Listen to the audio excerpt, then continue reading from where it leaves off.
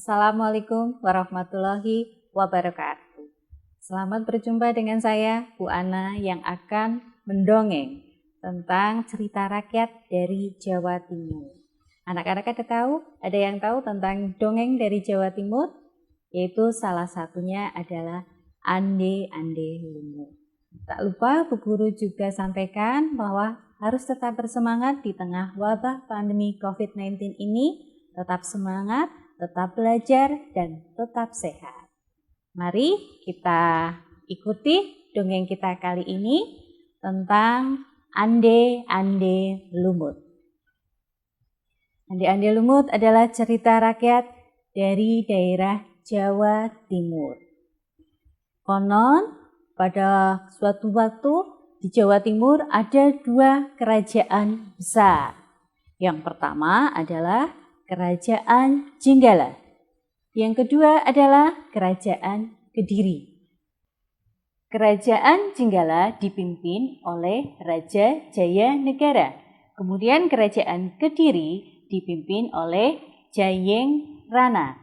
Kedua kerajaan ini sangat berkuasa.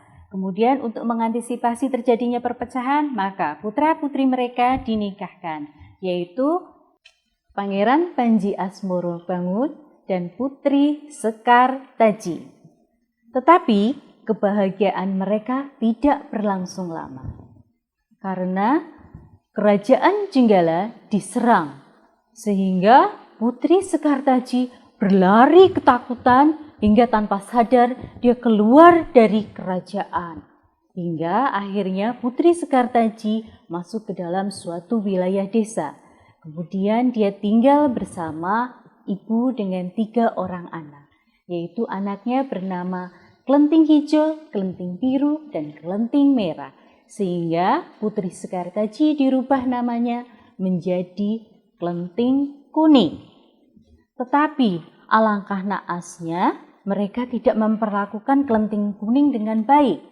Karena 3 kakaknya ini pemalas, sehingga Kelenting Kuning disuruh untuk memasak, mencuci baju dengan kata-kata yang kasar.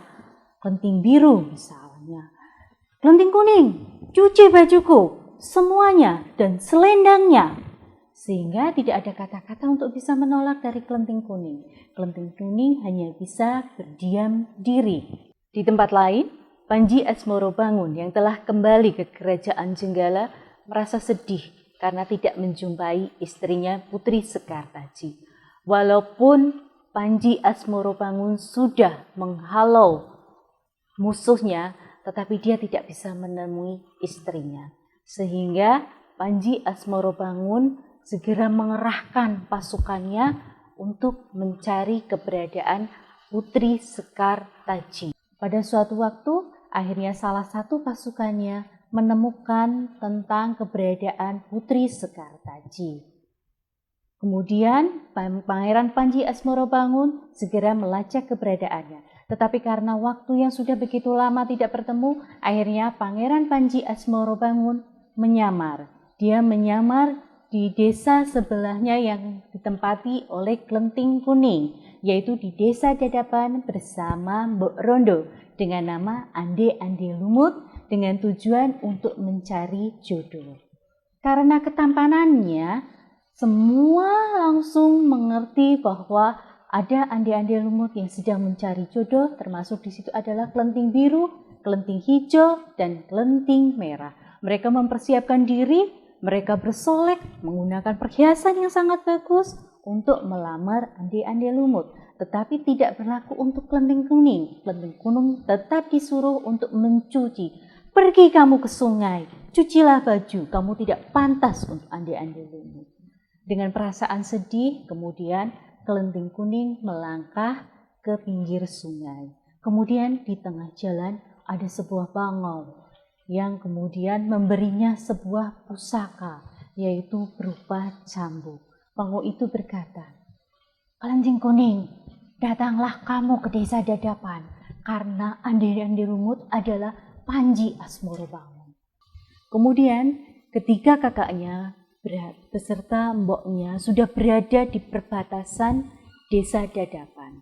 Dan perbatasan itu adalah suatu aliran sungai yang sangat dalam, kemudian juga deras arusnya, tetapi tidak ada sampan, tidak ada jembatan. Mereka bingung, bagaimana mungkin saya bisa sampai ke desa Dadapan. Tiba-tiba datanglah kalajengking raksasa yang bernama Yuyu Kangkang. Oh, saya akan membantu kalian, tetapi dengan syarat.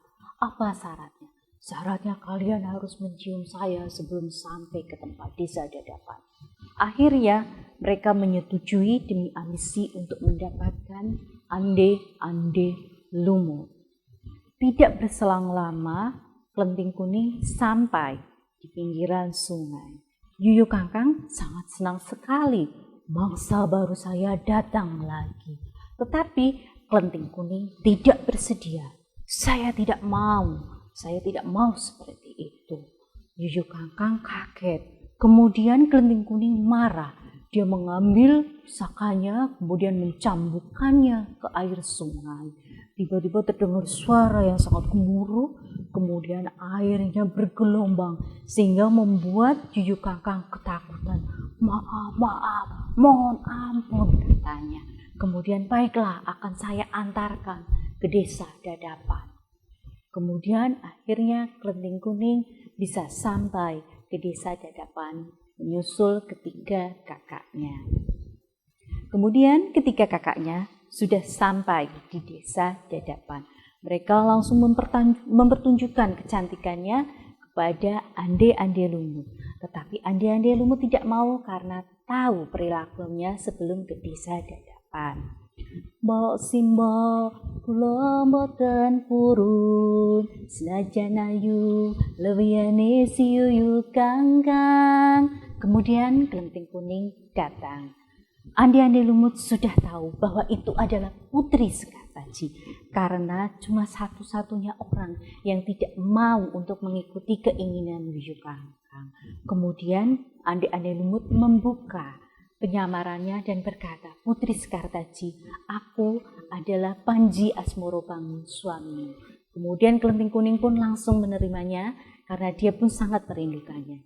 Akhirnya mereka hidup berbahagia, mereka kembali ke istana dengan membawa Mbok Rondo. Begitu ceritanya anak-anak, cerita ande-ande lumut, yaitu cerita rakyat dari Jawa Timur. Cerita tersebut bisa mempunyai makna yang begitu banyak, mempunyai manfaat yang begitu banyak. Manfaat pertama adalah dari segi literasi, sehingga literasi kalian akan semakin banyak. Bahwa literasi sastra itu begitu banyak, selain ada dongeng, ada puisi, dan sekarang kita belajar tentang dongeng. Kemudian amanat apa yang dapat kita ambil? Yang pertama adalah bahwa kita itu harus bersabar ketika dicoba, seperti ke Putri Sekartaji dengan Panji Asmorobangun, bahwa kita harus bersabar, kita harus komitmen, sehingga di hari kedepannya kita bisa mendapatkan kebahagiaan yang tidak dapat kita duga sebelumnya. Yang kedua, belajarlah dari Kelenting Kuning atau Putri Sekartaji. Jadi agar kita dihormati, maka kita juga harus menghormati diri sendiri. Kita harus menjaga kehormatan kita. Saya kira sekian dari saya. Jika ada kata-kata yang tidak berkenan, saya minta maaf sebesar-besarnya.